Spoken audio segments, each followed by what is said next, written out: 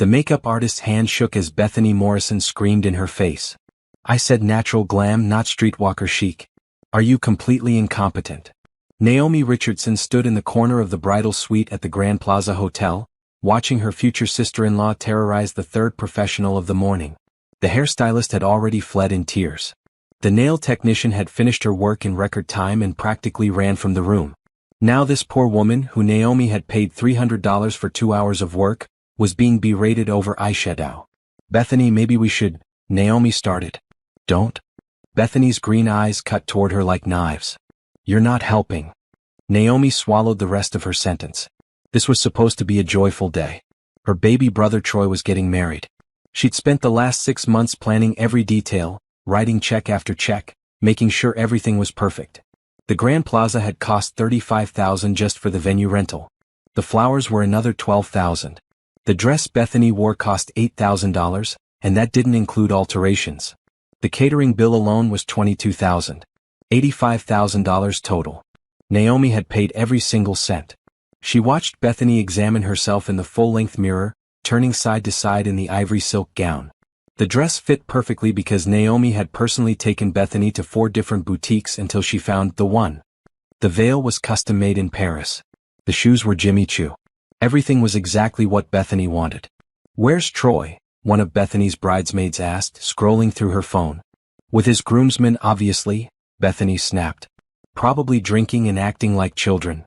Naomi thought about her brother, about the gangly kid she'd raised after their parents died in a car accident 15 years ago. She'd been 23 years old, fresh out of college, working 2 jobs just to keep their small apartment. Troy had been only 13, angry and confused and grieving. Naomi had put her own life on hold to become his guardian, his parent, his everything. She'd worked as a receptionist during the day and waited tables at night to pay for Troy's private school tuition. She'd helped him with homework until midnight, then woke up at 5 to do it all again. When he got into college, she'd taken on a 3rd job doing freelance consulting work to cover his expenses. Her own dreams of graduate school had evaporated, but Troy had graduated debt-free. During those years, Naomi had built her consulting business from nothing. She'd worked 90-hour weeks, missed holidays, skipped vacations. But eventually, Richardson Consulting became one of the most sought-after firms in the city. She specialized in corporate restructuring, and companies paid premium rates for her expertise. At 38, she was financially secure, owned a beautiful condo, and had built a life she was proud of. All of it had been worth it to see Troy happy. Troy had met Bethany 2 years ago at a charity gala. Bethany had been volunteering, or so she said. She was beautiful, charming, and came from what she described as old money. She told elaborate stories about her family's estate, their connections, their wealth. But she claimed they'd cut her off financially when she chose to volunteer for nonprofits instead of joining the family business. "They don't understand that money isn't everything," Bethany had said during that first dinner with Naomi. "Troy gets it. He knows what it's like to build something real, to value people over profits." Naomi had been impressed. She'd liked the idea of Troy with someone who had values, who chose purpose over privilege. When Bethany mentioned that her estranged family wouldn't help with the wedding, Naomi had immediately offered to pay for everything. "Are you sure?" Troy had asked, but his eyes had been bright with hope. "You're my brother," Naomi had said. "You're all the family I have. I want you to have the wedding of your dreams." That had been 8 months ago. Now, standing in this bridal suite, watching Bethany treat everyone like servants, Naomi wondered if she'd made a terrible mistake. But she pushed the thought away. Bethany was just stressed. Weddings were stressful. This was normal, right? "I need to see Troy," Bethany announced suddenly. "Someone get him. Now." But the tradition, one of the bridesmaids started. "I don't care about seeing him before the wedding. Get him. I need to make sure his tie matches my lipstick exactly." Bethany pulled out her phone and started texting aggressively. Naomi's phone buzzed. It was Simone, her best friend and the only guest Naomi had invited for herself. "Where are you?" "I'm at the hotel. This place is gorgeous." "Girl, you went all out." Naomi texted back quickly, "In bridal suite. Come find me? Room 2405. She needed someone on her side today. Someone who knew her, who understood her. Simone arrived 10 minutes later, knocking softly before entering. "Wow," Simone whispered, taking in the enormous suite with its champagne bar, the racks of bridesmaid dresses, the professional lighting setup. "This is incredible." "Naomi, you can leave now," Bethany said without turning around. You're making everyone uncomfortable. The words hit like a slap. Naomi froze. What? You heard me. We need privacy for bride time. You're not a bridesmaid. You don't need to be here. The makeup artist looked mortified. The bridesmaids suddenly became very interested in their phones. Simone's mouth fell open. Bethany, I just wanted to make sure everything is fine. You've done your part. The check's cleared. Now we need our space. Simone grabbed Naomi's arm, her grip tight. Let's go, she muttered. Now. Naomi let herself be led from the room, her face burning. Behind her, she heard Bethany laugh and say something to her bridesmaids, but she couldn't make out the words. The door clicked shut with a finality that made her stomach turn. What the hell was that? Simone demanded as they walked down the hallway. She's just nervous, Naomi said automatically. Wedding day jitters. That wasn't jitters. That was cruel. Simone's dark eyes were fierce. Naomi, you paid for this entire wedding. You've been working on it for months. And she just threw you out like you're nobody? She's going to be my sister-in-law. I don't want to start off on the wrong foot. You're not starting off on the wrong foot. She is. Naomi didn't answer. She couldn't. Because deep down, in a place she didn't want to examine too closely, she knew Simone was right. But she'd committed to this day to supporting Troy, and she wasn't going to ruin his wedding because his bride was difficult. Come on, Naomi said, forcing a smile. Let's go to the ceremony space. I want to make sure the flowers were set up right. They took the elevator down to the ballroom level. The moment the doors opened, Naomi gasped. The Grand Plaza's crystal ballroom was transformed into something out of a fairy tale. White orchids and roses covered every surface.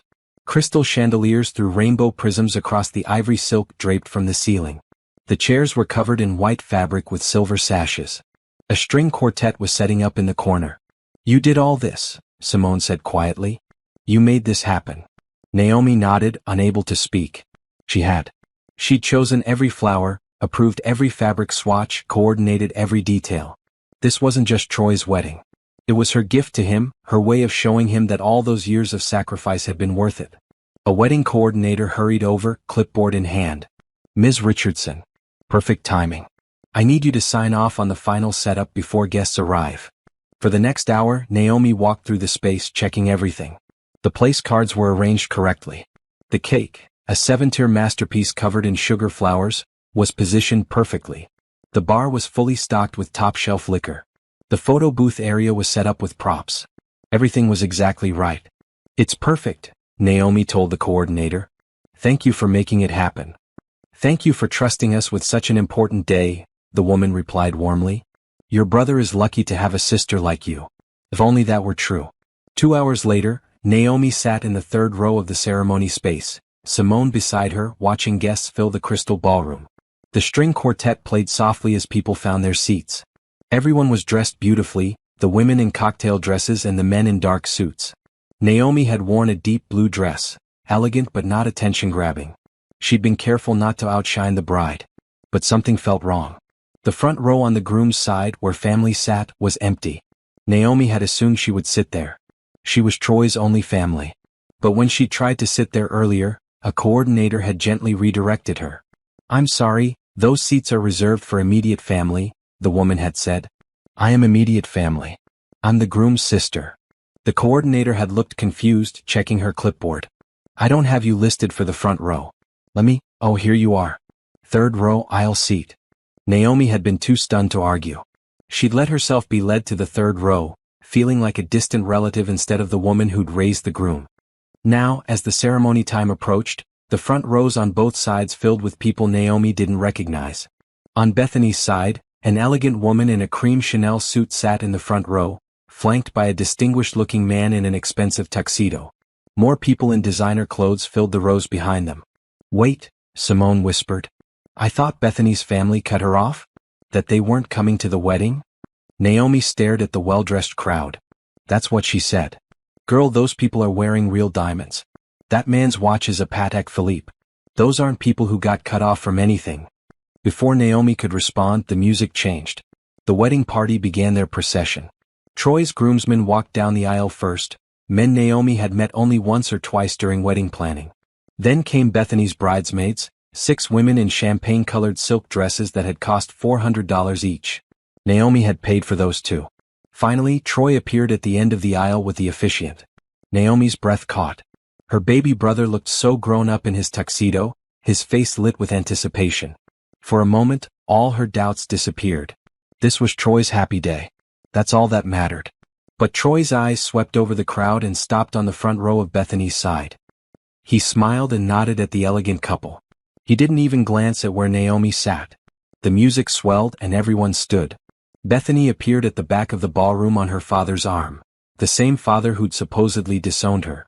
She looked stunning in her $8,000 dress, her veil flowing behind her like a cloud. As Bethany walked down the aisle, Naomi found herself calculating costs. The dress, the veil, the bridesmaids' dresses, the flowers they carried, the rose petals scattered on the white runner. Thousands of dollars of details, all paid for by Naomi's hard work. The ceremony was beautiful. The officiant spoke about love and commitment and partnership. Troy and Bethany exchanged vows they'd written themselves, promising to support each other through everything. When they kissed, everyone applauded. Naomi clapped along with everyone else, but her hands felt numb. After the ceremony, guests moved to the cocktail hour in an adjacent room. The space was decorated with high-top tables, each one covered in white linen and topped with arrangements of white roses. Servers circulated with trays of champagne and elaborate appetizers. Crab cakes, beef tenderloin on crostini, shrimp cocktail. The open bar was 3 deep with guests. Naomi made her way through the crowd trying to find Troy. She wanted to congratulate him, to hug him, to share this moment. But he was surrounded by Bethany's family, being introduced around like a prize. Naomi, over here. Simone waved from near the bar. Naomi joined her, accepting a glass of champagne. This is the fanciest thing I've ever been to, Simone said. How much did this cost? Don't ask. That much? Girl. Simone sipped her champagne. But seriously, why were you in the 3rd row? And why is Bethany's supposedly estranged family here looking like they own the place? I don't know. Maybe they reconciled recently? Right before the wedding? Convenient. Simone's expression was skeptical. And Troy didn't mention it to you? We haven't talked much lately. He's been busy with wedding stuff. That was an understatement. For the past 2 months, Troy had barely returned Naomi's calls. When they did talk, it was only about wedding logistics. Were the deposits paid? Was the timeline confirmed? Had she sent the final headcount to the caterer? He never asked how she was doing or what was happening in her life. Let's get some food, Simone suggested. Those crab cakes look amazing. They were working their way toward the appetizer table when Naomi heard a voice behind her. Insisted on paying for everything to feel important. Naomi turned. 3 women stood near a cocktail table, drinks in hand. One of them was the elegant woman who'd sat in the front row on Bethany's side. Her mother, Naomi assumed. I mean, it's rather sad, the woman continued, not seeing Naomi just a few feet away. Troy told us his sister has no life of her own. All she does is work. I suppose throwing money at his wedding gives her some sense of purpose. The other women made sympathetic noises. Bethany said she's been completely overbearing about every detail. Calling constantly, micromanaging everything. They had to set boundaries. Well, you can't buy your way into a family, one of the other women said. No matter how much money you spend. Simone had heard it too. Her hand clamped on Naomi's arm like a vice. Walk away, she hissed. Right now. But Naomi couldn't move. She stood frozen as Bethany's mother laughed, a light, cruel sound that carried over the cocktail chatter. The charity case sister. That's what my husband calls her. We're just grateful Troy has us now. A real family. Something inside Naomi cracked. Not broke, cracked. Like a windshield hit by a stone. Still intact but damaged, waiting for the right pressure to shatter completely. Come on. Simone pulled her toward the exit. We're going outside. Now. They ended up on a terrace overlooking the city. The sun was setting, painting the sky in shades of orange and pink. It should have been beautiful, but Naomi couldn't see anything except those women's faces, couldn't hear anything except that laughter. Breathe, Simone commanded. Deep breaths. They called me the charity case sister. They're terrible people. Troy told them I have no life. That I'm overbearing. Naomi's voice broke. I raised him. I gave up everything for him. And this is what he says about me. He's an ungrateful little, Simone bit off the rest of the sentence. Look, people change. Sometimes not for the better. But you don't have to stay here and take this. It's his wedding day. So what? He's treating you like garbage. His bride threw you out of the bridal suite. Her family is mocking you. And he's over there playing happy family with people who are laughing at your expense. Simone's voice was fierce. You don't owe him anything else. Naomi wanted to argue, but she couldn't find the words. Because Simone was right. After everything she'd sacrificed, every check she'd written, every detail she'd managed, this was how they saw her. As pathetic. As someone trying to buy importance. What do I do? She whispered. Simone was quiet for a moment. Then she said, that's up to you. But if it were me, I'd make them realize exactly what they're taking for granted. Before Naomi could respond, a coordinator appeared on the terrace. Ms. Richardson? They're about to start the reception entrance. You should come inside. Naomi followed the woman back into the ballroom, which had been transformed during cocktail hour. The ceremony chairs were gone, replaced by round tables covered in silver linens. Each table had a towering centerpiece of white orchids and roses. Crystal and china gleamed under the chandeliers. A dance floor stretched across the center of the room, polished to a mirror shine. It was breathtaking. And it was all because of her. The DJ's voice boomed across the sound system. Ladies and gentlemen, please take your seats for the grand entrance of our newlyweds. Naomi looked around for her assigned seat. She found the seating chart near the entrance, a massive display covered in calligraphy place cards. She scanned the names looking for hers. Table 12. All the way in the back corner, farthest from the head table. She found the table and stared at the place card with her name. She was seated with people she didn't recognize, distant cousins Troy had met maybe twice in his life. The family table, right near the dance floor, was full of Bethany's relatives. Naomi sank into her chair as the DJ announced the wedding party. One by one, the bridesmaids and groomsmen entered to applause and cheers. Then came the moment everyone was waiting for. And now, for the first time as husband and wife, please welcome Troy and Bethany Morrison. The couple burst through the doors, arms raised, beaming at the crowd.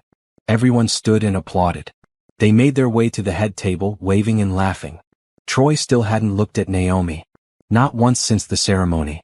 Dinner service began. Servers brought out the first course, a butternut squash soup with crostini. Naomi pushed the food around her bowl, unable to eat. The people at her table made polite conversation, asking her how she knew Troy. I'm his sister, she said. They looked confused, glancing at the family table where Bethany's relatives sat. Oh, one woman said. I didn't realize Troy had siblings. The crack in Naomi's composure widened. The main course had just been served, filet mignon with roasted vegetables and truffle mashed potatoes, when the speeches began. Bethany's father stood first, tapping his champagne glass with a fork. Good evening, everyone, he said, his voice carrying easily across the ballroom. For those who don't know me, I'm Richard Morrison, father of this beautiful bride. He launched into a speech about watching Bethany grow up, about family traditions, about the importance of finding your true place in the world. When Bethany met Troy, we were concerned at first. He came from different circumstances. But he's proven himself to be a wonderful addition to our family. We're proud to welcome him into the Morrison family, where he'll finally have the support and guidance he deserves. The guests applauded. Naomi felt sick. The crowd applauded. Troy stood and embraced Richard, smiling wide. Next came the maid of honor, who told funny stories about Bethany in college. Then Troy's best man, who'd known him for only 2 years, gave a generic speech about love and friendship. Then Bethany herself stood up, microphone in hand. I'm not usually one for speeches, she began with a laugh. But there are so many people to thank for making this day perfect. She went through a list, her parents, her bridesmaids, her wedding planner, the hotel staff. She thanked the florist by name. She thanked the DJ. She even thanked the calligrapher who'd done the place cards. Naomi waited for her name. For some acknowledgement that she'd made all of this possible. And finally, Bethany said, her voice taking on a different tone, I want to address something that's been weighing on my heart. The room went quiet, sensing a shift. Today is about Troy and me starting our life together. It's about family, real family, the people who love you for who you are, not what you can provide. Bethany's eyes swept the room and landed on Naomi. Unfortunately, some people think money can buy them a place in our lives. That writing checks means they're entitled to be part of our celebration. Naomi's blood turned to ice. To those people, I want to say this clearly, your money doesn't give you a place in our lives. Troy has a real family now. The Morrison family. We take care of our own. We don't need anyone trying to buy their way into our happiness. Gasps rippled through the crowd. People were turning in their seats, trying to figure out who Bethany was talking about. Naomi saw guests whispering, pointing.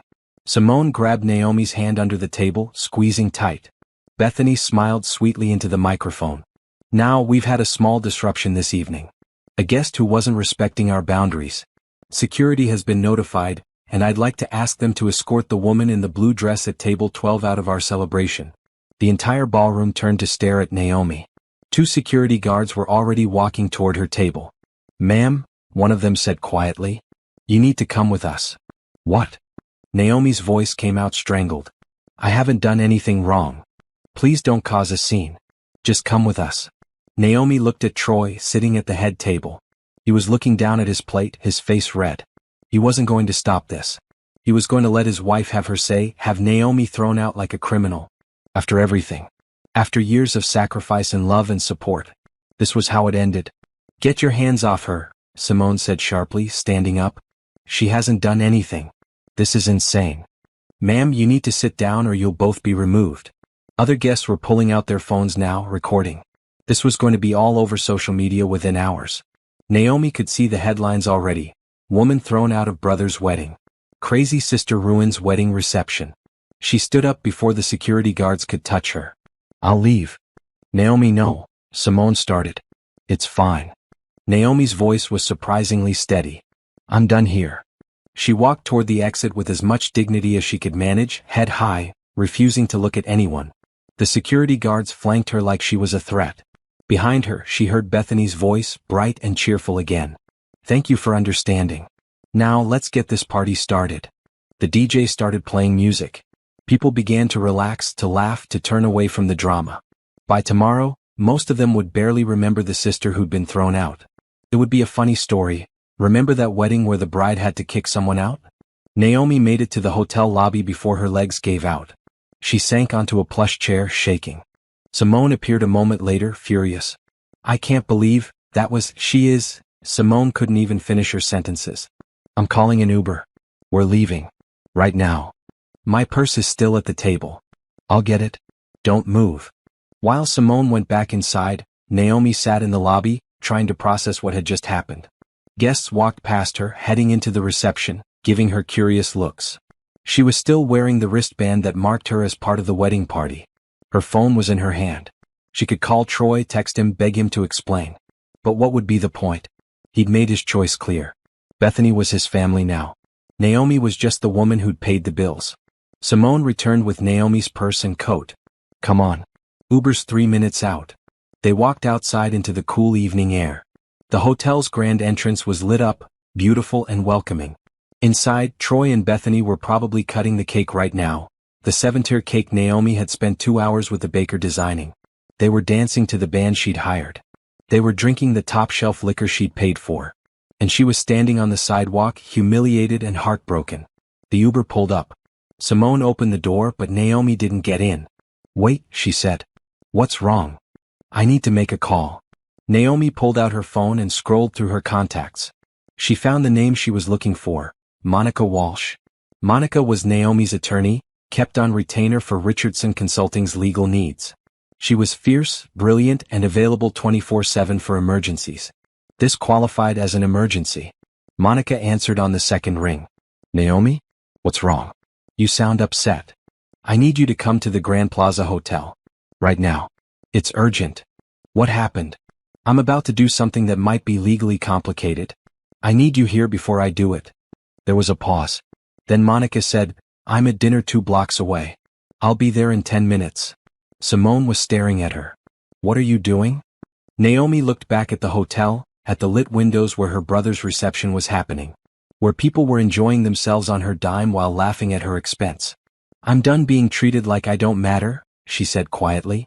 Every contract for that wedding is in my name. Every payment came from my accounts. And I'm about to remind them exactly what that means. Simone's eyes widened. Then a slow smile spread across her face. Oh hell yes. Monica Walsh arrived in 12 minutes, still wearing the dress she'd had on for dinner, her heels clicking sharply on the hotel's marble floor. She was a petite black woman in her 40s with sharp eyes and an even sharper legal mind. She carried a leather bag that Naomi knew contained a laptop and a portable printer. Talk, Monica said, steering them toward the hotel's business center. Naomi explained everything as they walked. The months of planning, the $85,000, Bethany's behavior, Troy's silence, the humiliation at dinner, being thrown out by security. Monica listened without interrupting, her expression growing darker with each detail. The business center was empty, a small room with computers, a printer, and a large conference table. Monica locked the door behind them and pulled out her laptop. "Show me every contract and receipt you have." Naomi had everything organized in her phone and her email. She pulled up the documentation while Monica's fingers flew over her keyboard, pulling up legal codes and contract law. The Grand Plaza Hotel contract was first.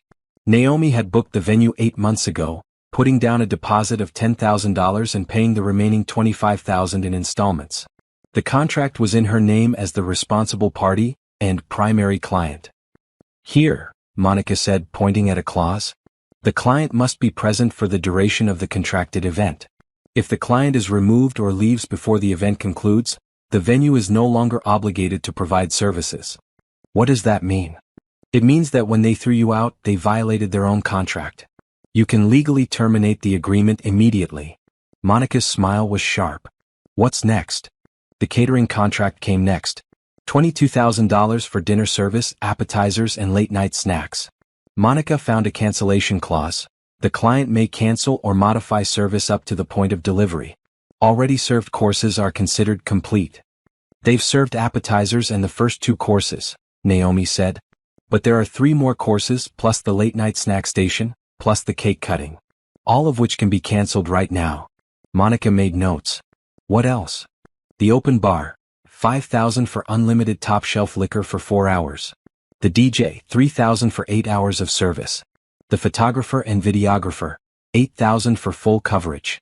The flowers, $12,000. The cake, $3,000. Every single contract was in Naomi's name.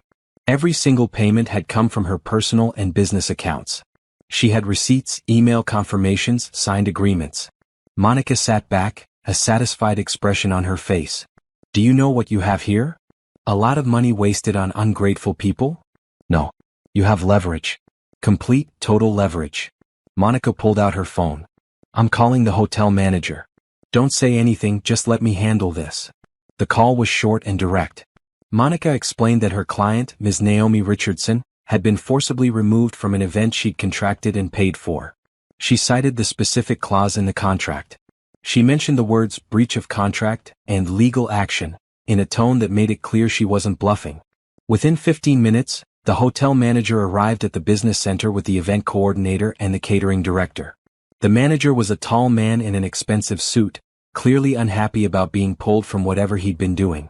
"Ms. Richardson," he said carefully, "I understand there's been some confusion this evening."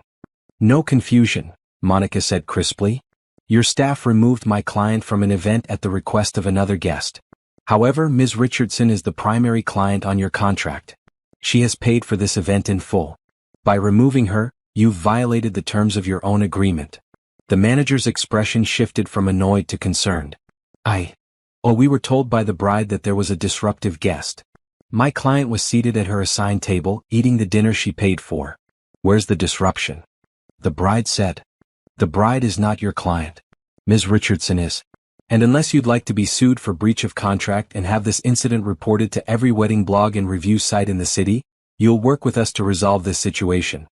The manager looked at the event coordinator, who was frantically flipping through her own paperwork. "The contract is in Ms. Richardson's name," she confirmed quietly.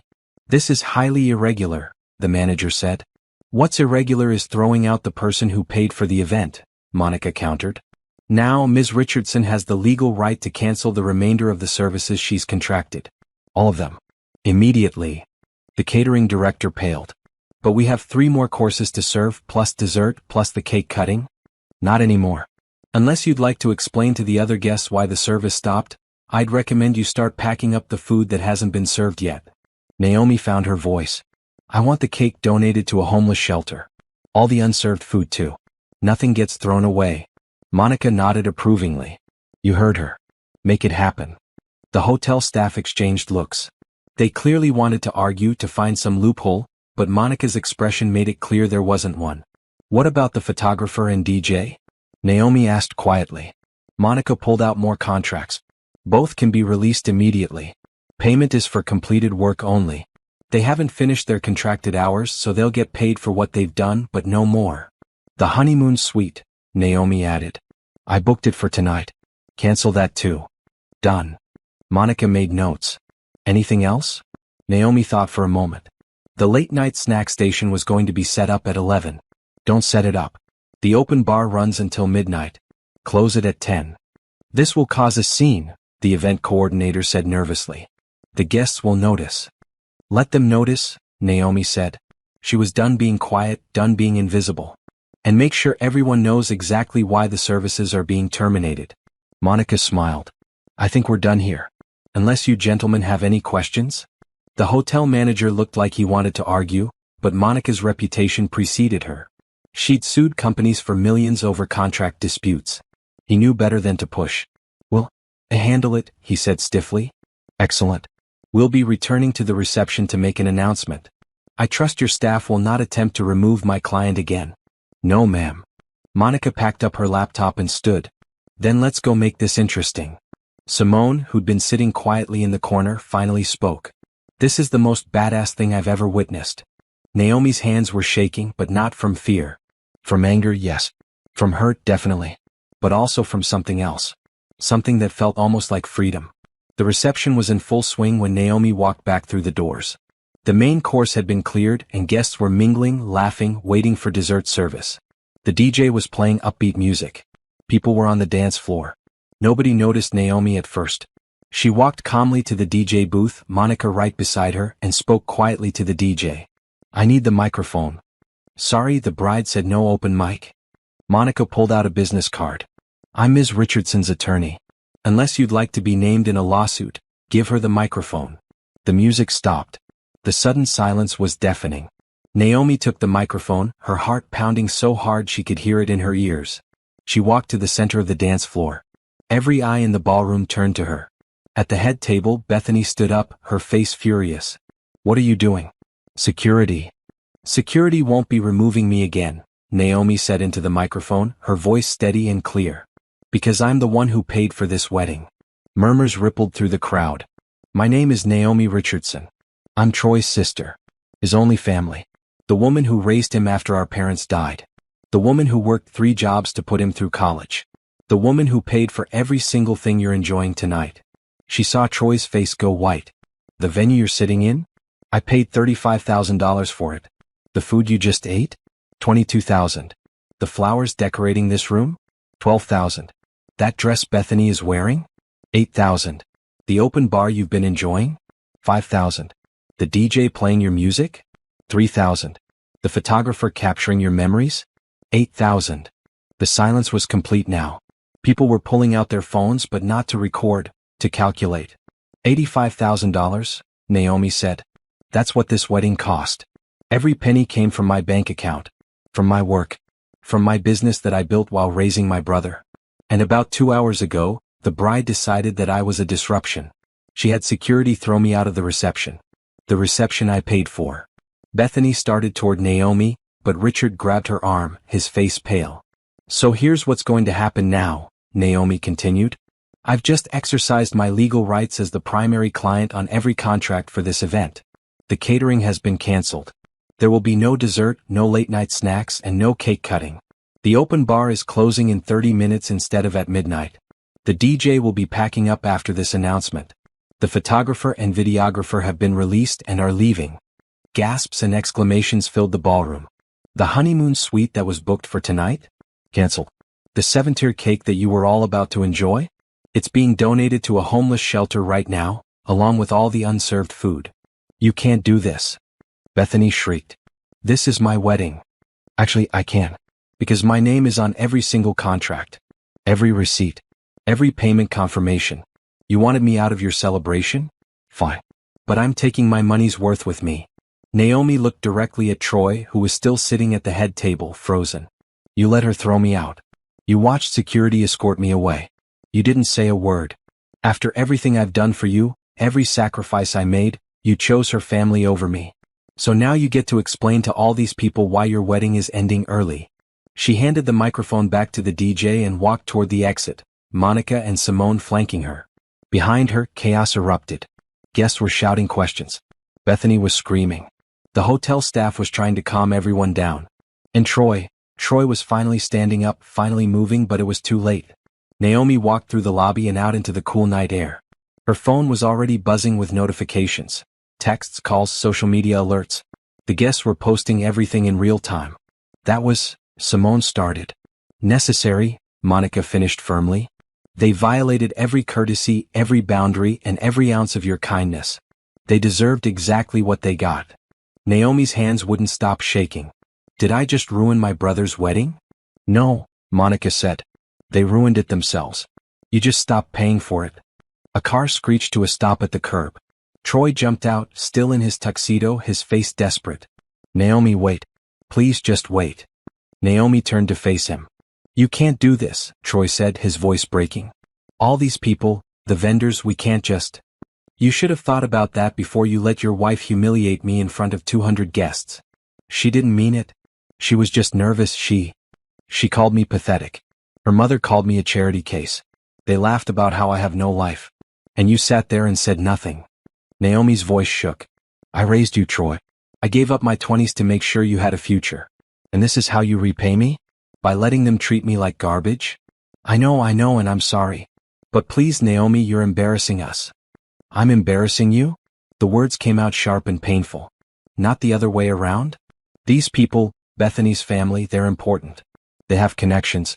I need them too. And there it was. The truth that Naomi had been avoiding. You chose them, she said quietly.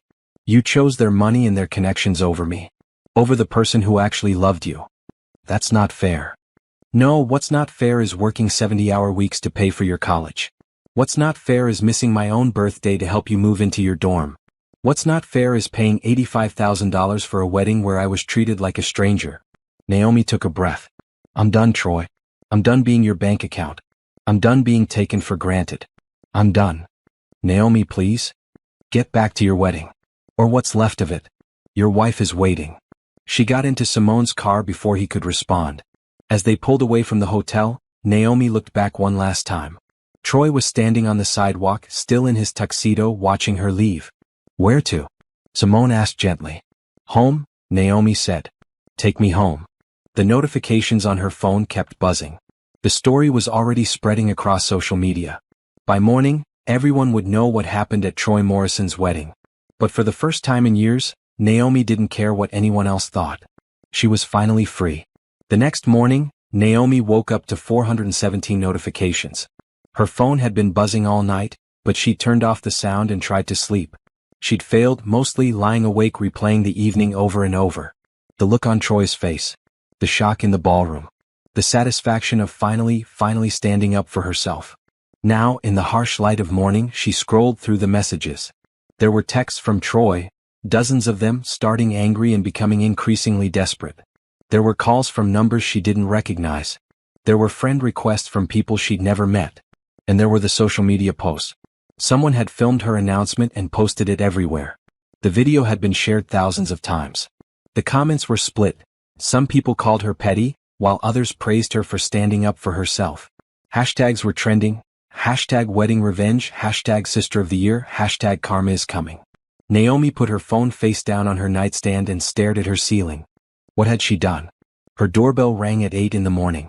Naomi pulled on her robe and checked the peephole. Troy stood outside, still wearing his tuxedo pants and a wrinkled white shirt. He looked like he hadn't slept. She almost didn't open the door. Almost. We need to talk, Troy said the moment she opened it. Do we? Naomi, please. Can I come in? She stepped aside. Troy walked past her into the condo's living room, a space she'd decorated with care, modern furniture, art from local galleries, floor-to-ceiling windows overlooking the city.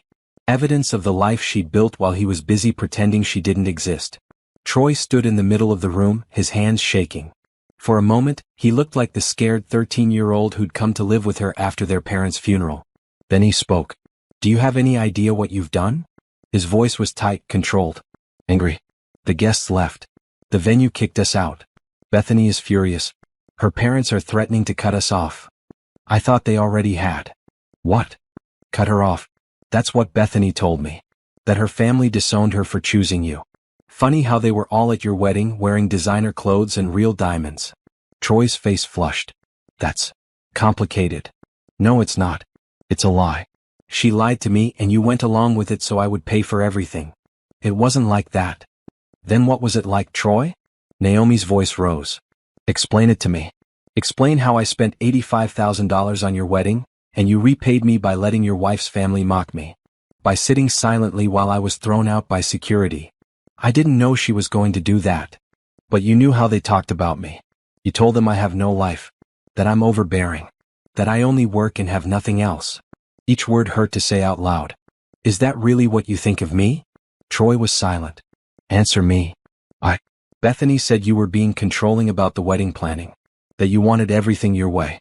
I told her it was just because you care, but you still told her family I was pathetic. I never said that. Her mother did. At the cocktail hour. I heard her call me the charity case sister.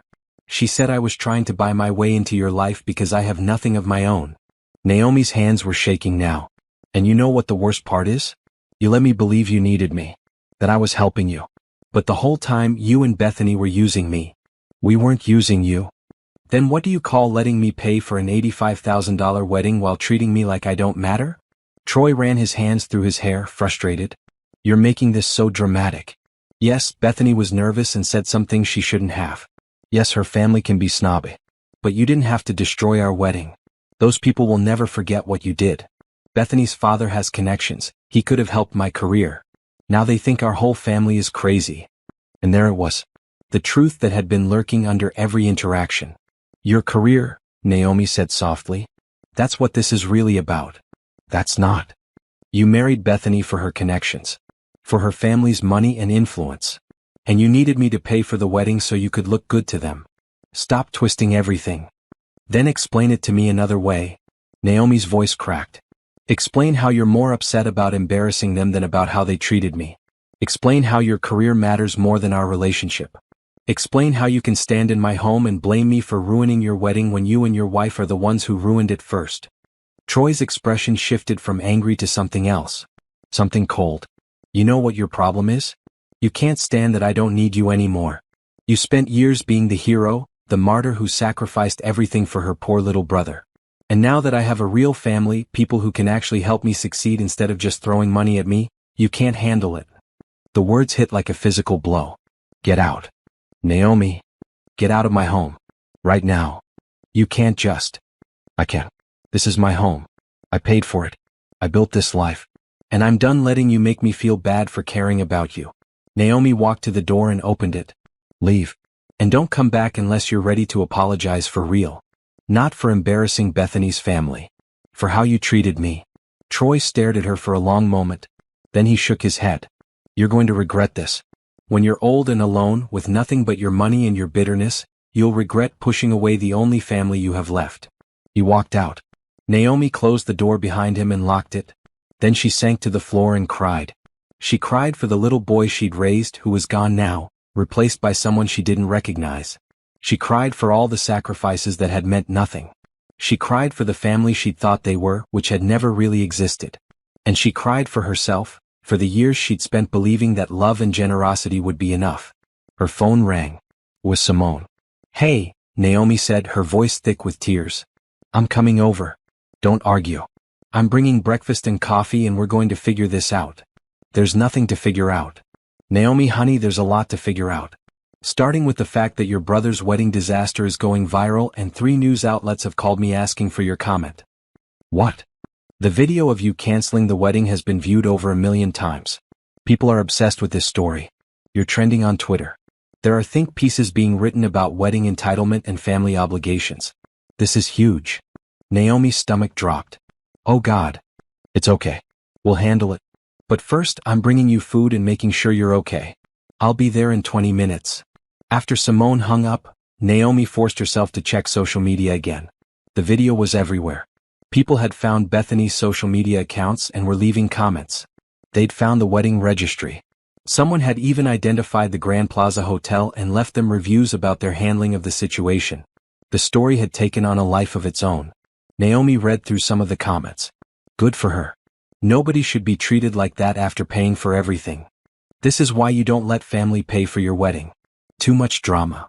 The bride sounds like a nightmare. That poor woman was just trying to help. She's petty and vindictive. Who ruins their brother's wedding? The brother ruined it himself by not defending his sister. I can't believe she spent $85,000 on someone else's wedding. That's insane.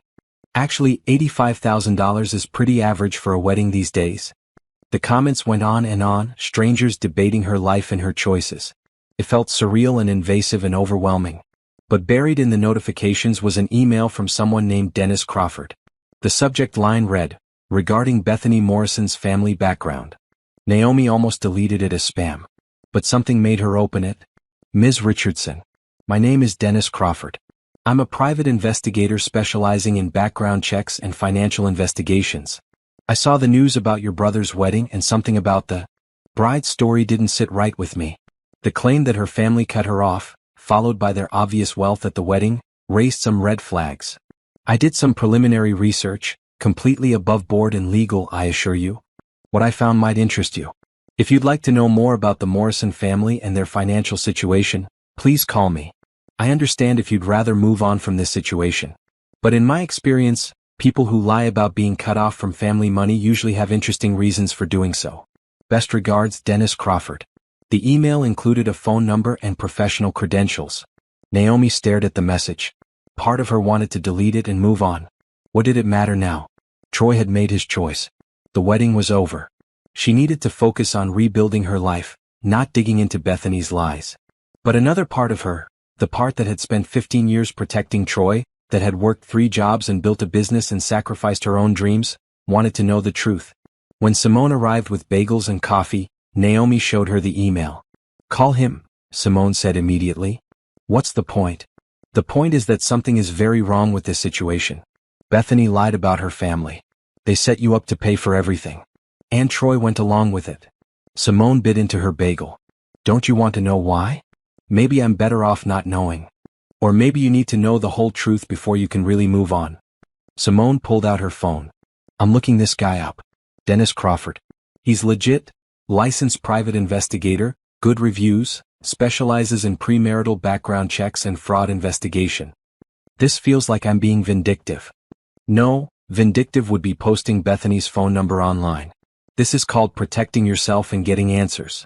Simone handed Naomi her phone. Call him. Just hear what he has to say. Naomi took the phone and dialed before she could change her mind. Dennis Crawford answered on the second ring. His voice was professional, friendly, and completely normal, like they were discussing a business contract instead of her demolished family relationship. Ms. Richardson. Thank you for calling. I promise I'm not trying to insert myself into your situation inappropriately. But I've been doing this work for 15 years, and what I saw in that video set off every alarm bell I have. What did you find? Enough to suggest that you might want to know more. Can we meet? I'd prefer to share this information in person. They arranged to meet at a coffee shop near Naomi's condo that afternoon. When Naomi hung up, Simone was watching her with concern. Are you sure you want to go down this road? No, Naomi admitted. But I think I need to anyway. Dennis Crawford looked exactly like someone who'd been a private investigator for 15 years. He was in his early 50s with gray hair, sharp eyes, and the kind of neutral expression that probably helped him blend into any situation. He was waiting at a corner table when Naomi arrived, a manila folder in front of him. Ms. Richardson. Thank you for meeting me. He stood and shook her hand. His grip was firm but not aggressive. Professional. Naomi sat down, her coffee going cold in her hands. Before we start, I need to know, how did you find all this information? Is it legal? Completely legal. Public records, social media, corporate filings, property records. I didn't hack anything or break any laws. I'm licensed and bonded, and I wouldn't risk my reputation on illegal methods. Dennis opened the folder. Everything I'm about to tell you can be verified independently. Okay. Let's start with the basic lie. Bethany Morrison's family never cut her off. In fact, they've been financially supporting her for years. Dennis spread out several documents. Bank records, credit card statements, property deeds, all blurred to hide specific account numbers but clear enough to show the patterns. Richard and Patricia Morrison are worth approximately $42 million. Old money from real estate and investments. They're not just wealthy, They're the kind of wealthy that buys silence and influence. Dennis pointed to a highlighted section. Bethany has a trust fund that pays her $60,000 a year. It never stopped. Not once. But she said. I know what she said. She told you and everyone else that her family disowned her for working with nonprofits instead of joining the family business. It's a good story. Makes her seem principled and independent. But it's all a lie. Yes. And here's where it gets interesting. Dennis pulled out more documents. The Morrison family has a pattern. This isn't the first time they've done something like this. Naomi leaned forward. What do you mean? Bethany's older sister, Caroline, married 5 years ago. Similar situation, she told her fiancé's family that she'd been cut off, convinced them to pay for a lavish wedding, then after the marriage, the Morrison family mysteriously forgave her and welcomed the new spouse into the fold. That marriage lasted 3 years before Caroline filed for divorce. Her ex-husband walked away with nothing.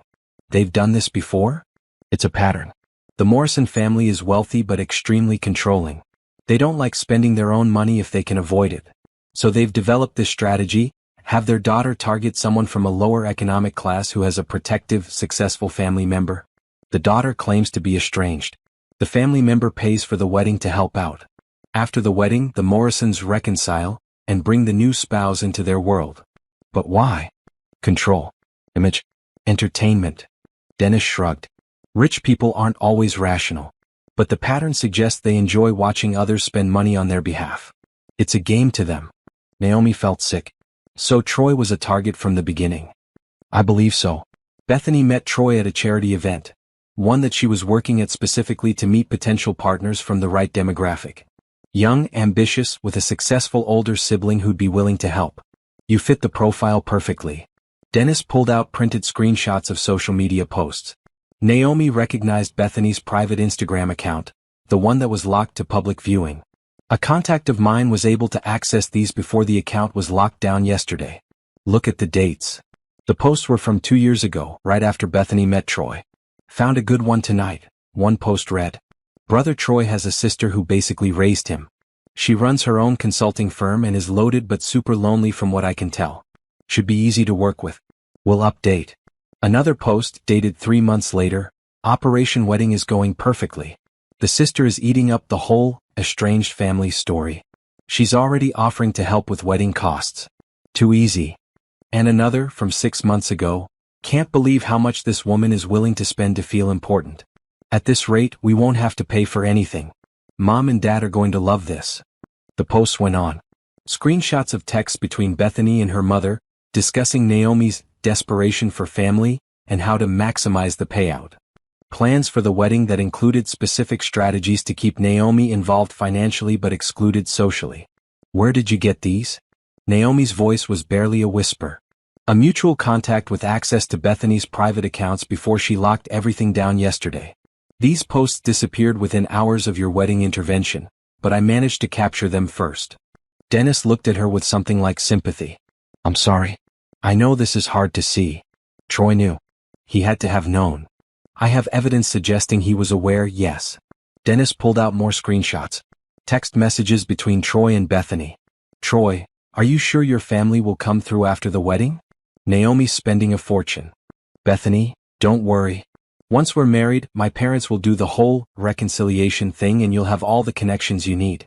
Your sister gets to feel like a hero, you get access to my family's network. Everyone wins. Troy, I feel bad sometimes. She's done so much for me.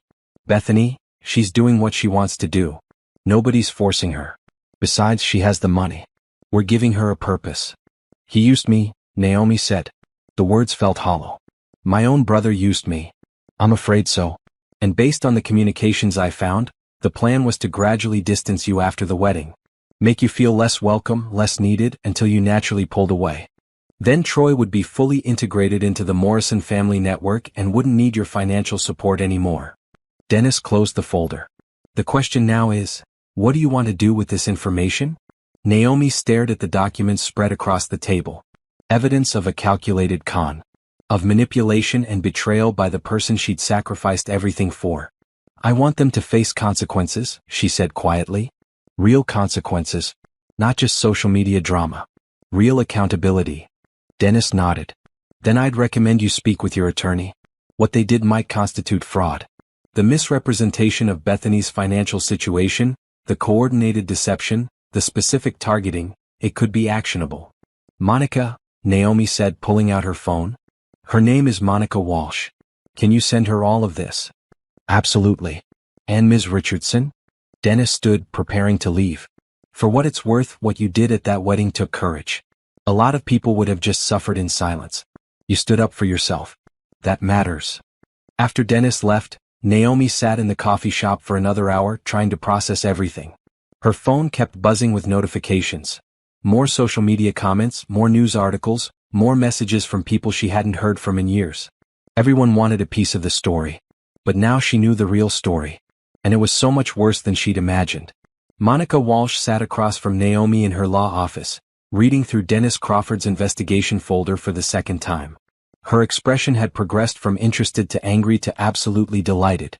This is fraud, Monica said finally. Clear, documented fraud. Are you sure? Bethany and Troy deliberately misrepresented her financial situation to induce you to pay for their wedding. They had a plan documented in their own words to manipulate you.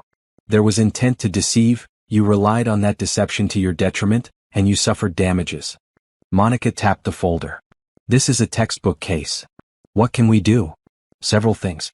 First, I'm filing a lawsuit against Bethany Morrison and Troy Richardson for fraud.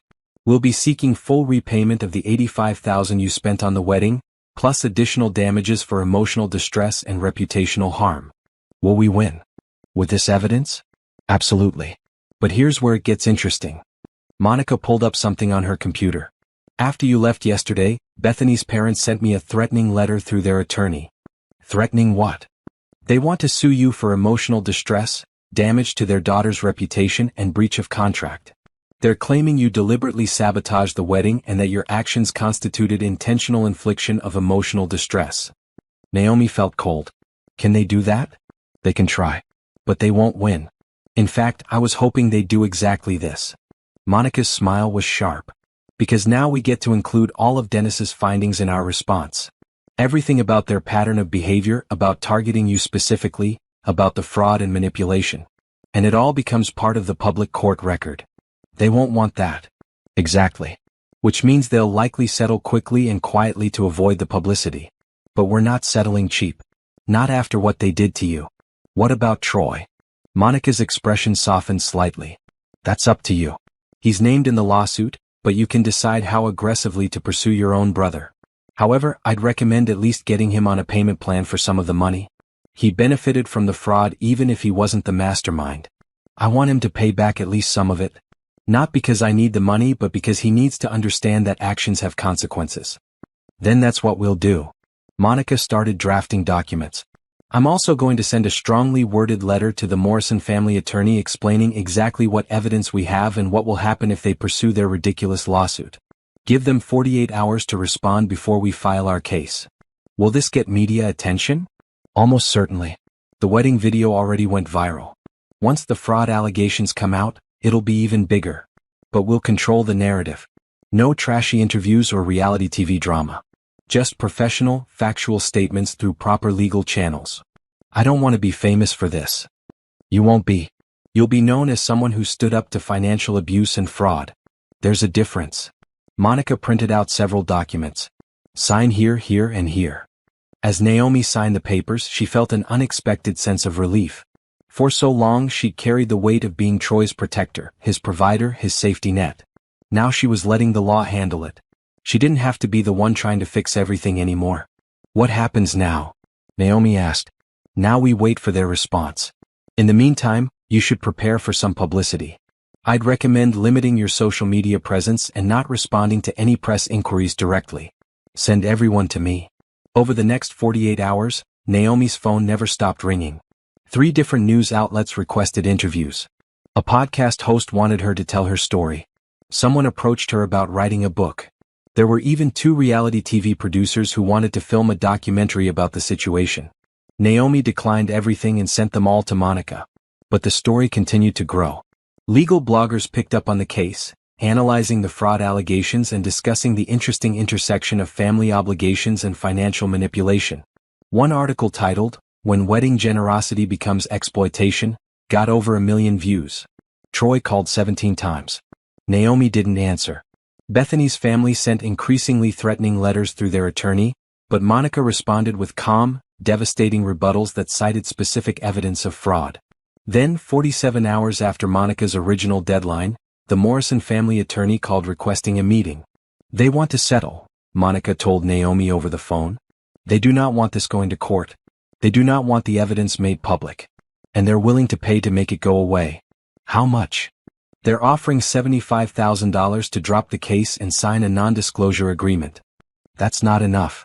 I agree. I told them $100,000, no NDA, and a public apology. What did they say? They're considering it. But they'll come back with something acceptable. Trust me. The final settlement came through 3 days later. $90,000 paid to Naomi, with $60,000 coming from the Morrison family and $30,000 to be paid by Troy in installments over 3 years.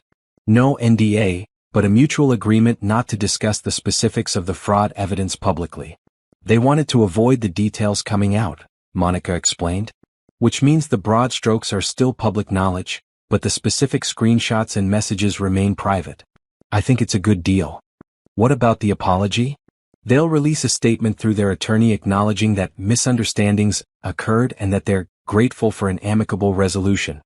It's corporate speak, but it's something. Naomi signed the settlement agreement, and just like that, the legal case was over. But the aftermath was just beginning. 3 months passed. The story gradually faded from social media, replaced by newer scandals and dramas. The legal settlement had been reported in the news, but without the specific details of the fraud, public interest waned.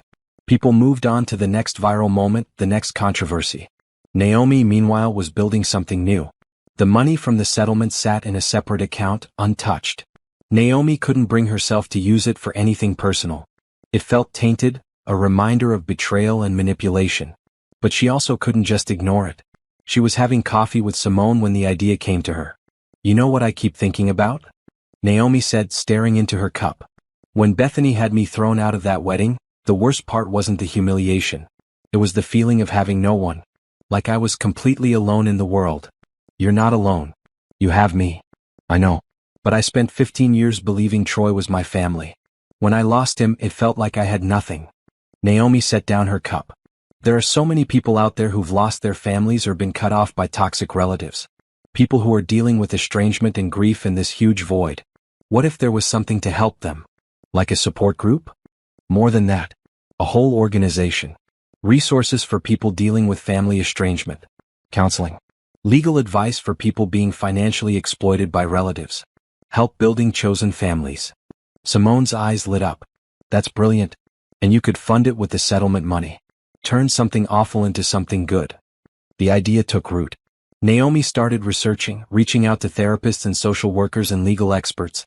She discovered there was a huge need for this kind of support. Millions of people dealt with family estrangement every year, but resources were scattered and inconsistent. Within 6 weeks, Naomi had filed papers for a nonprofit called Second Family. The mission was clear: provide support, resources, and community for people who'd lost or left their families of origin and were building chosen families instead. The settlement money became the seed funding. Naomi used it to rent a small office space, hire 2 part-time staff members, and set up a website with resources and information. She partnered with therapists who specialized in family trauma and estrangement. She connected with legal aid organizations to help people dealing with financial abuse from relatives. The response was overwhelming. Within the first month, over 1,000 people reached out. They shared stories that echoed Naomi's own experience. Parents who used money as control, siblings who exploited generosity, families who rejected people for being different. Each story was unique, but the pain was universal. Naomi found herself working 12-hour days again, but this time it felt different. She wasn't sacrificing for someone who didn't appreciate her. She was building something meaningful, helping people who truly needed it. And then, 6 months after the wedding disaster, Naomi met Corey Mitchell. She'd gone to one of Second Family's support group meetings, not as the founder but as a participant. She'd been so focused on helping others that she hadn't dealt with her own grief and anger. Her therapist suggested she attend a session specifically for people dealing with sibling estrangement. Corey was leading the group. He was a therapist who specialized in family trauma, someone who'd reached out to partner with Second Family after hearing about the organization. He was in his early 40s with warm brown eyes and an easy smile that made people feel safe. During the session, Naomi shared her story. Not the viral version that everyone knew, but the real story, the years of sacrifice, the feeling of being taken for granted, the devastation of losing the brother she'd raised. She cried in front of strangers, finally letting out the grief she'd been holding back. After the session, Corey approached her. "That took a lot of courage," he said. "Thank you for being vulnerable." "I'm the founder of this organization," Naomi said with a weak laugh. "I should probably have my act together. The best people who help others are the ones who've been through it themselves." Corey handed her his card. "I run a separate therapy practice, if you're interested in individual counseling. I think you might benefit from having your own space to work through this." Naomi took the card, studying his gentle expression. "Do you have experience with sibling estrangement?" "I do. I lost my sister 5 years ago to her addiction and the toxic choices she made. I understand what it's like to grieve someone who's still alive." They talked for another hour after everyone else left. Corey shared his own story, a sister who'd stolen from their parents, who'd lied and manipulated, who'd eventually cut off the whole family when they tried to help her. He'd spent years dealing with guilt and grief before accepting that he couldn't save someone who didn't want to be saved. "The hardest part," Corey said, "was giving myself permission to move on, to build a life without her, to be happy even though she was struggling." "That's exactly where I am," Naomi admitted. "I feel guilty for not missing Troy more, for being relieved that he's out of my life." Relief is valid. So is anger. So is grief. All of it is part of healing. Naomi started seeing Corey for individual therapy twice a week. The sessions helped her untangle the complicated knot of emotions, the love she still had for the brother Troy used to be, the anger at who he'd become, the sadness for the relationship she'd wanted but never really had. But something else was growing too. Something neither of them had expected. They'd meet for coffee after sessions sometimes, ostensibly to discuss second family and potential partnerships. But the conversations would drift, to books they loved, to travel experiences, to dreams for the future. Corey had a way of seeing her not as a victim or a success story, but simply as herself. "You know," Simone said one day after Naomi mentioned Corey for the third time in 10 minutes, "you should ask him out." "I can't. He's my therapist." "So stop being his client. Transfer to someone else in his practice. Then ask him out." "That's not how it works." "That's exactly how it works. If you like him and he likes you, figure out the ethical way to make it happen." Naomi did transfer to another therapist in Corey's practice. It took 2 weeks of agonizing before she finally sent him a text. "This might be completely inappropriate, but I'd like to grab coffee with you. Not as a client. Just as two people who might enjoy spending time together." His response came 5 minutes later. "I've been hoping you'd say something like that. When are you free?" Their first real date was at a small restaurant near Naomi's condo. They talked for 3 hours about everything and nothing. Corey was kind, intelligent, funny. He asked about her work with genuine interest. He shared his own passions: trail running, photography, terrible reality TV that he watched ironically. "I was worried you'd think I was a mess," Naomi admitted over dessert. "The whole viral wedding thing, the lawsuit, all of it. You're not a mess. You're someone who stood up for yourself and then turned your pain into something that helps other people. That's the opposite of a mess." "My ex-brother probably disagrees." "I'm sure he does. But his opinion doesn't matter anymore." Corey reached across the table and took her hand. "You get to decide who matters in your life now." They took things slowly. Both of them had been hurt before, had learned to be cautious with trust. But over the following months, something real grew between them. Corey understood Naomi's drive to help others because he shared it. He'd seen his own family fall apart and rebuilt himself through helping others heal. "You're good for each other," Simone observed. "He doesn't try to fix you or save you. He just sees you." It was true. With Corey, Naomi didn't have to be the strong one all the time. She could be tired, angry, sad, confused. She could be messy and imperfect. And he stayed anyway, not because he needed something from her, but because he genuinely wanted to be there. Richardson Consulting was thriving too. The publicity from the wedding case, while initially uncomfortable, had brought in high-profile clients who appreciated Naomi's backbone and her refusal to be taken advantage of. Companies wanted someone who wouldn't back down when facing difficult situations. Her reputation shifted from just successful consultant to the woman who stood her ground. Naomi's schedule was full, but it was a good kind of full. Second Family was helping hundreds of people. Her business was growing. She had Corey, Simone, and a growing circle of friends who valued her for who she was, not what she could provide. She hadn't spoken to Troy since the settlement. He'd sent a few emails trying to explain himself, to justify his choices, but Naomi hadn't responded. According to Monica, he was making his payment plan installments on time, which suggested he'd found work. She didn't ask for details. That part of her life was closed.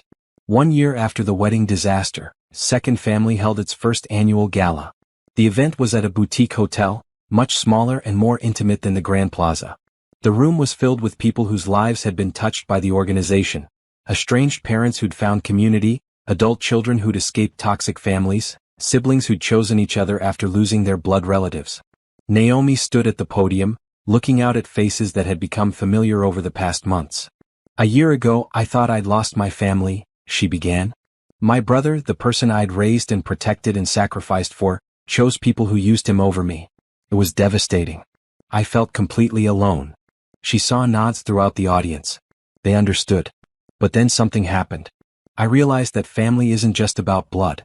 It's about respect, about loyalty, about showing up for each other not because you have to, but because you want to." Naomi smiled. "I lost one family, but I found another. All of you. This community of people who understand what it means to build something new from the ashes of something broken." The applause was warm and genuine. After her speech, Corey found her near the drinks table. "That was beautiful," he said, wrapping an arm around her waist. "I meant every word." "I know you did. That's why it was beautiful." Simone appeared with champagne glasses. "A toast," she announced. "To Naomi, who turned the worst day of her life into something that's changed hundreds of lives for the better." They clinked glasses, and Naomi felt something she hadn't felt in years: genuine happiness. Not the exhausted satisfaction of accomplishing something difficult, but the simple joy of being exactly where she was supposed to be, with people who genuinely cared about her. Her phone buzzed. It was an email from someone she didn't recognize, but the subject line caught her attention: "Thank you from the other side." Curious, she opened it. "Ms. Richardson. My name is Veronica Chin. You don't know me, but I know your story. Last year, I was estranged from my entire family after they disowned me for being gay. I was suicidal, alone, convinced I'd never have a family again. Then I found Second Family. Through your organization, I connected with other LGBTQ+ folks who'd lost their birth families. I found therapy. I found community. I found hope. I wanted you to know that what you built from your pain saved my life. Literally. I'm now thriving with a chosen family that loves me completely. Thank you for turning your hurt into help. Thank you for showing me that family is about choice, not chance. With gratitude, Veronica." Naomi read the email twice, tears streaming down her face. "Everything okay?" Corey asked, concerned. She showed him the email. He read it and pulled her close. "This is what it's all about," he said softly. "This is why everything you went through mattered." Naomi nodded, unable to speak. Because he was right. The pain, the betrayal, the public humiliation, all of it had led her here. To helping people. To building something meaningful. To finding people who truly valued her. She'd lost Troy. But she'd found herself.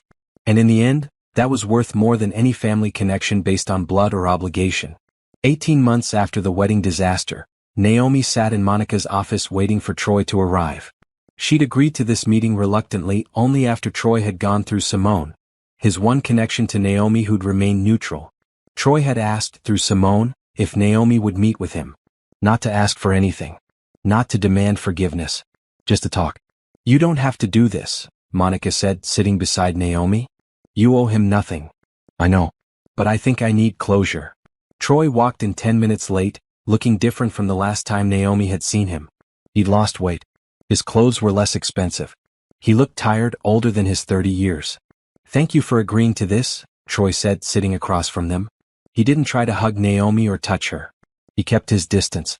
"You have 15 minutes, Monica said flatly. "Say what you need to say." Troy took a breath. "I want to apologize. A real apology, not the fake ones I sent before. What I did was wrong. What Bethany and I did together was worse. We used you. We manipulated you. We took advantage of your love and generosity, and then we humiliated you when you'd given us everything." Naomi waited.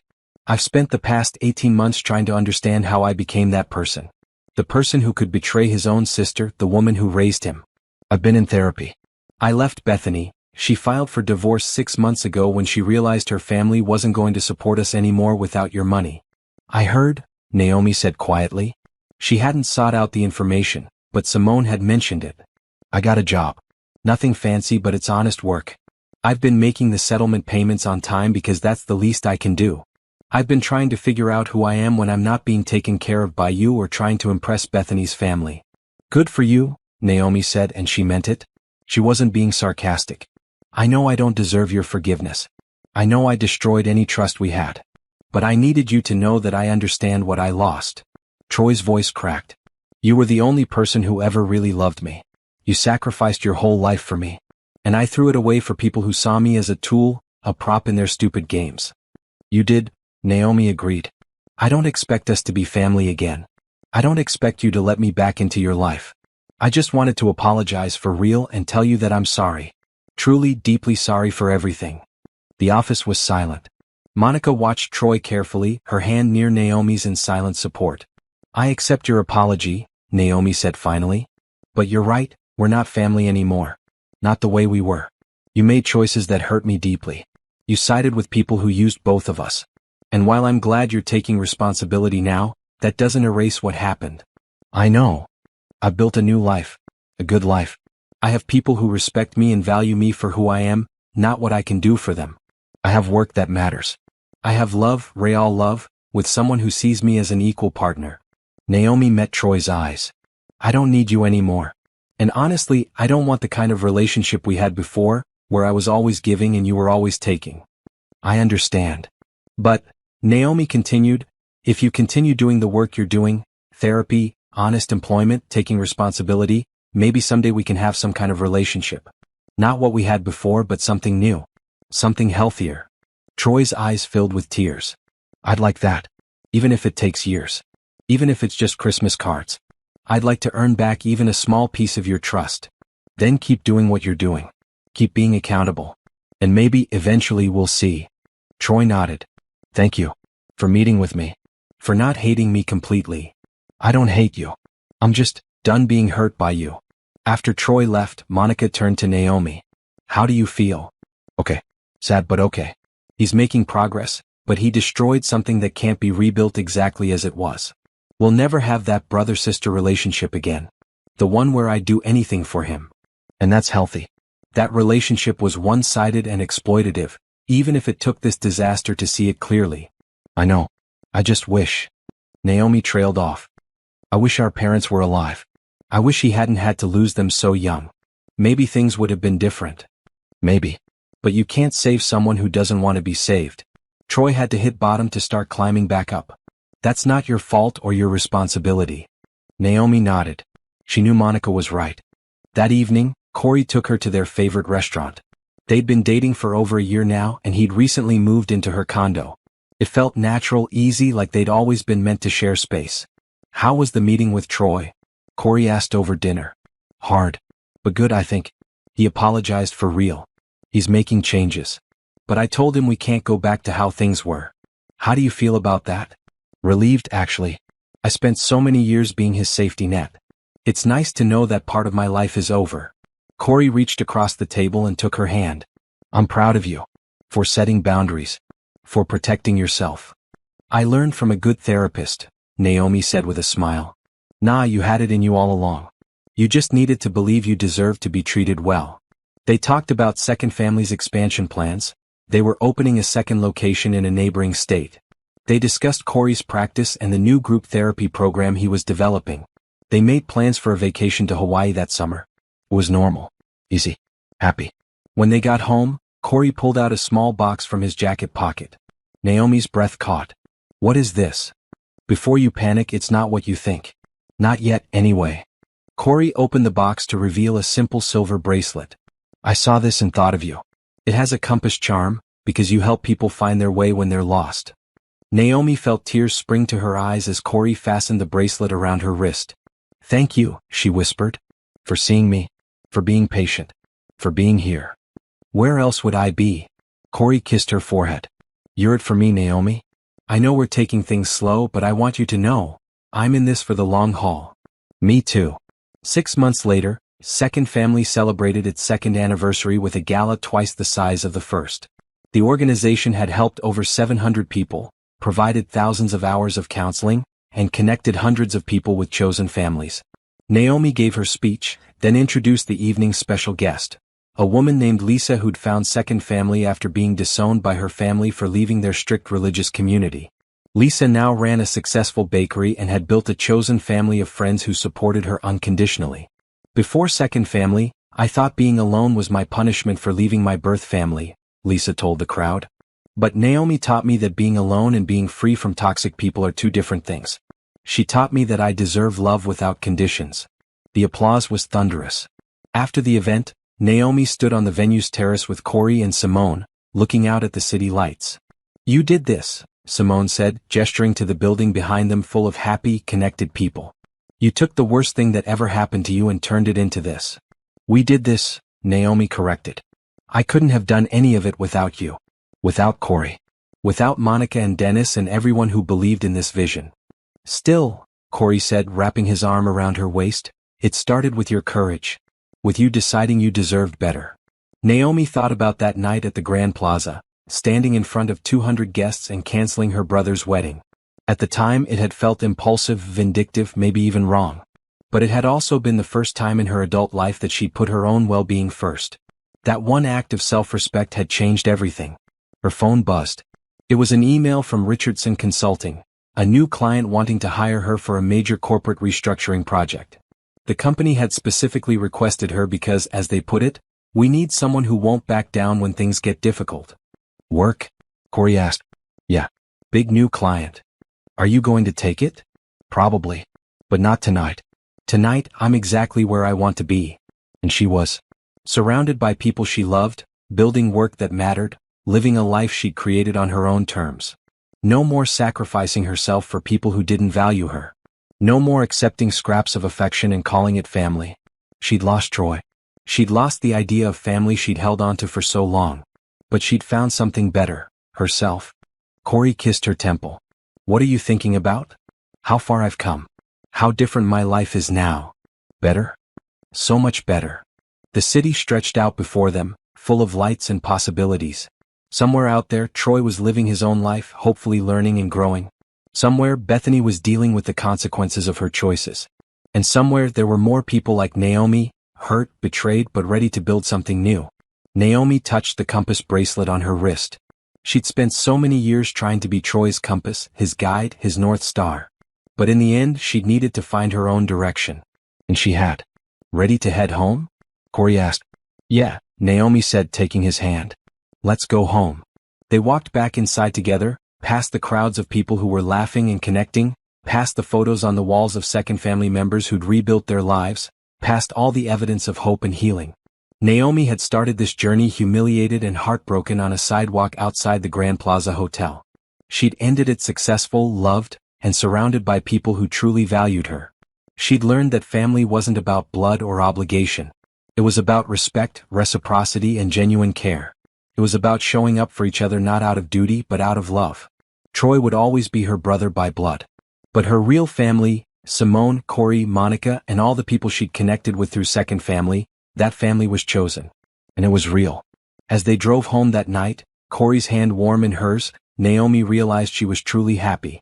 Not the fleeting happiness of a good day, but the deep contentment of a life well lived. She'd canceled a wedding and gained a life. And she wouldn't change a thing.